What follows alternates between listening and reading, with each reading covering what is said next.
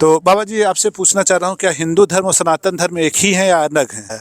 बाबा जी से हम दूसरा सवाल पूछना चाहेंगे कि हमारे अंदर भी जो है ब्रह्मचर्य को लेके एक गलत धारणा बनी हुई थी। बाबा जी हमें उसके बारे में थोड़ा सा जानकारी देंगे।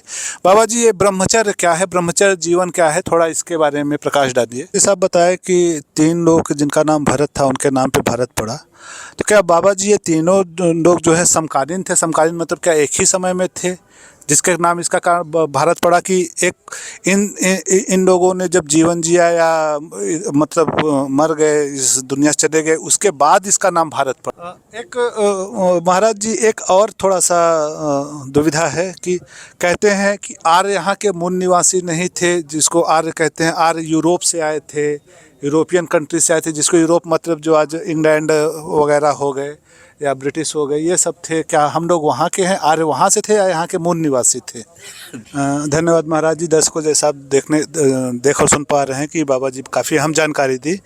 दर्शकों, आप जानते हैं कि बाबा जी तो तपस्वी व्यक्ति हैं, ये थकेंगे नहीं, लेकिन हम आम आदमी हैं, हम थक गए हैं और जो है हमको चाय वाय की ज़रूरत पड़ी, जिसकी जो है इंतज़ाम बाबा जी ने कराया है, इसलिए बाबा जी को पुनः धन्यवाद मैं दूँगा।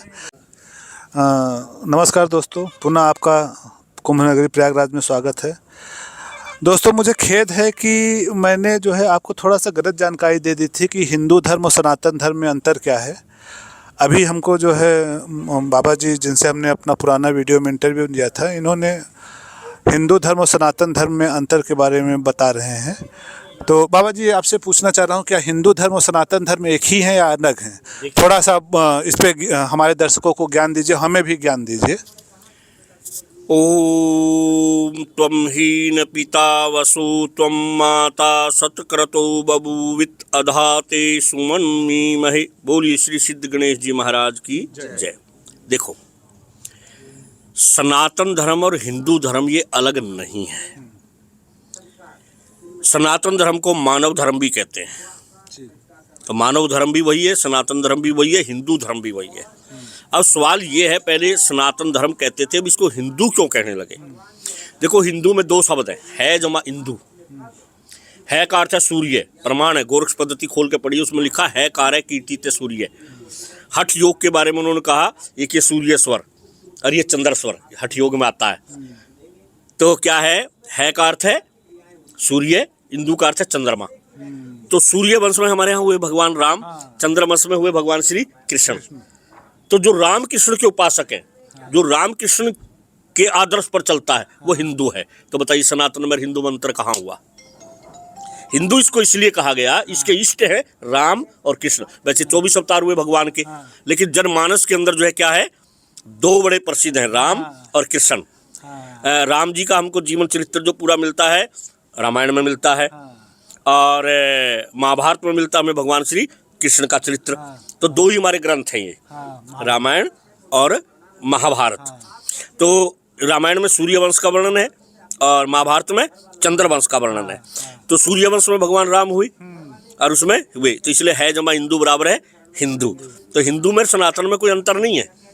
हिंदू धर्म, सनातन धर्म, मानव धर्म, ये एक ही बात है। दर्शकों, देखिए, बड़ी अच्छी जानकारी बाबा जी ने दी कि हमारे जो है 2 ही महापुरुष हैं, जो है भगवान राम और भगवान श्री कृष्ण। भगवान राम जो है सूर्य के उपासक थे और कृष्ण जो है चंद्र के उपासक थे। तो जैसा इन्होंने कहा कि हिंदू में है जमा इंदु, है मतलब सूर्य, इंदु मतलब चंद्र। तो जो इन दोनों के उपासक थे, उन दोनों को मिल के बना हिंदू, है ना। तो हम इन्हीं दोनों को के उपासक रहे भगवान के, तो हम यहाँ का धर्म जो है हिंदू कहना है। बाबा जी से हम दूसरा सवाल पूछना चाहेंगे कि हमारे अंदर भी जो है ब्रह्मचर्य को लेके एक गलत धारणा बनी हुई थी। बाबा जी हमें उसके बारे में थोड़ा सा जानकारी देंगे। बाबा जी, ये ब्रह्मचर्य क्या है, ब्रह्मचर्य जीवन क्या है, थोड़ा इसके बारे में प्रकाश डालिए। देखिए, जब ब्रह्मचर्य का हम अर्थ करते हैं तो ब्रह्म जमा चर्य बराबर है ब्रह्मचर्य। तो ब्रह्म के 4 अर्थ हैं और चर्य के भी 4 अर्थ हैं।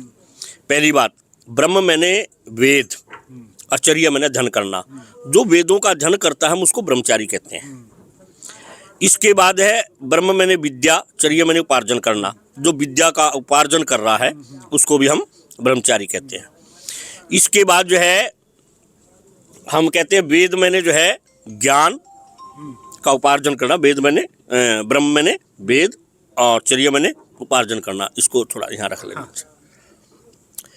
जो ज्ञान का उपार्जन करना, वेद का अध्ययन करना। इसके बाद जो है ब्रह्म का अर्थ है वीर्य, और चर्या का अर्थ है संग्रह करना।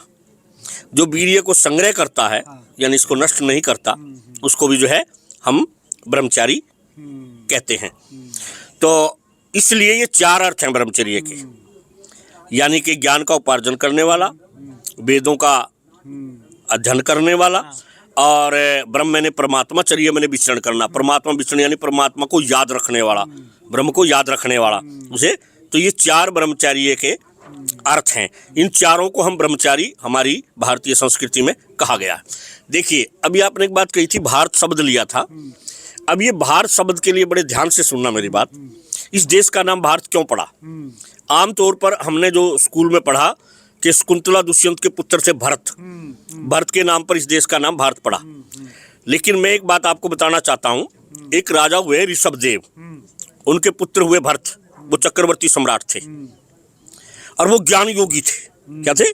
ज्ञान योगी थे। एक भरत हुए दशरथ पुत्र भरत, वो भक्ति योगी थे। एक भरत हुए दुष्यंत पुत्र भरत, वो कर्म योगी थे। तो इन तीनों के नाम पर इस देश का नाम भारत है, क्योंकि जैसे यहाँ पर प्रयागराज में गंगा यमुना सरस्वती का संगम है, इसी प्रकार हमारे इस भारत के अंदर क्या है? ज्ञान का, कर्म का और भक्ति का संगम है। इसलिए इस देश को भारत कहा जाता है, इसलिए इस देश का नाम भारत है।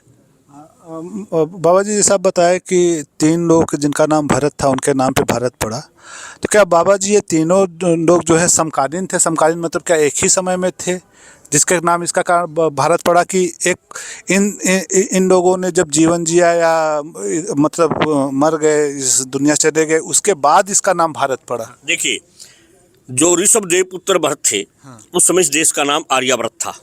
सब आर्य कहलाते थे। आज भी आप देखते होंगे वो स्त्रियां कहती थी हे आर्य पुत्र, हे आर्य पुत्र। और ये कहाँ तक रहा? महाभारत के काल तक रहा। और महाभारत के काल में ही हुए हैं दुष्यंत पुत्र भरत। तो तब से आया ये महाभारत के काल के बाद हिंदू शब्द, वो भारत शब्द, भारत शब्द। तो प्रमुख कारण क्या दुष्यंत पुत्र से ही आया है? नहीं, ऐसा है, तीनों की जब संगम बन गया ना, तीनों का संगम बन गया ना, ज्ञान का और भक्ति का और कर्म का, तीनों का संगम बन गया, तब भारत आया। एक महाराज जी, एक और थोड़ा सा दुविधा है कि कहते हैं कि आर्य यहाँ के मूल निवासी नहीं थे, जिसको आर्य कहते हैं। आर्य यूरोप से आए थे, यूरोपियन कंट्री से आए थे, जिसको यूरोप मतलब जो आज इंग्लैंड वगैरह हो गए या ब्रिटिश हो गए, ये सब थे। क्या हम लोग वहाँ के हैं? आर्य वहाँ से थे या यहाँ के मूल निवासी थे? देखो, मैं एक बात बताऊं, आर्य जो है ना, कहीं से नहीं आए, मूल निवासी यहाँ के आर्य थे। लेकिन हमारे मैकाले की शिक्षा पद्धति थी, जिस वक्त मुझे बड़ा आश्चर्य होता है, हालांकि मैं तो उस समय बच्चा था, जिस वक्त देश का पहला शिक्षा मंत्री एक मुसलमान बना। मैं हिंदू मुस्लिम में फ़र्क करने वाला साधु नहीं हूँ, मैं मानवता को मानता हूँ। मेरे यहाँ कोई आपको संप्रदायवाद की ना मैं बात करता ना मैं मानता। ऐसा नहीं है, अच्छे लोग मुसलमानों में भी हैं और बुरे लोग हिंदुओं में भी हैं, इसलिए मैं हिंदू मुस्लिम की बात नहीं करता। लेकिन जो सच्चाई है, जब हमारा देश का पहले शिक्षा मंत्री आया, उसने मैकाले शिक्षा प्रणाली को लागू किया और उसने हमारे सारे इतिहास में गड़बड़ करी है। उसने सारे इतिहास में कि आर्य यहाँ के मूल निवासी नहीं थे, ये बाहर के आए थे, ये थे वो थे, जबकि ऐसा कुछ नहीं है। एक बात बताइए, हमारे जितने प्राचीन ग्रंथों में समय आर्य शब्द मिलता है, वेदों में आर्य शब्द मिलता है, फिर कहाँ से आगे, कहाँ से आगे है?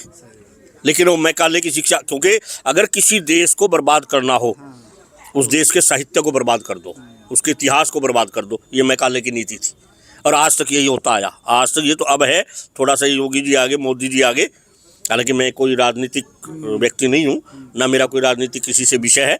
जिन्होंने अच्छा किया मैं उनको अच्छा कहूँगा, कोई भी आया। चाय पी लीजिए, ठंडी। हाँ, चाय पी। धन्यवाद महाराज जी। दर्शकों, जैसा आप देख और सुन पा रहे हैं कि बाबा जी काफ़ी अहम जानकारी दी। दर्शकों, आप जानते हैं कि बाबा जी तो तपस्वी व्यक्ति हैं, ये थकेंगे नहीं, लेकिन हम आम आदमी हैं, हम थक गए हैं और जो है हमको चाय वाय की ज़रूरत पड़ी, जिसकी जो है इंतज़ाम बाबा जी ने कराया है। इसलिए बाबा जी को पुनः धन्यवाद मैं दूँगा। और इसी के साथ अगर आपको वीडियो अच्छा लगा तो लाइक, सब्सक्राइब और शेयर करिए।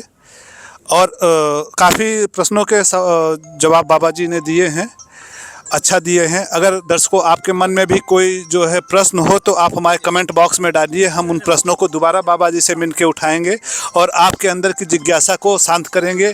और उस बहाने अपनी भी जिज्ञासा, जो हम प्रश्न हमारे इस समय विचार में नहीं आ पा रहे हैं, लेकिन हो सकता है घर जाने पे आए और हम असंतुष्ट अपने आप को महसूस करें, तो हम उन प्रश्नों को पुनः बाबा जी से दोबारा मिल के उठाएँगे। इसी के साथ स्वस्थ रहिए, मस्त रहिए, घूमते रहिए और ज्ञान प्राप्त करते रहिए। जय हिंद, जय भारत।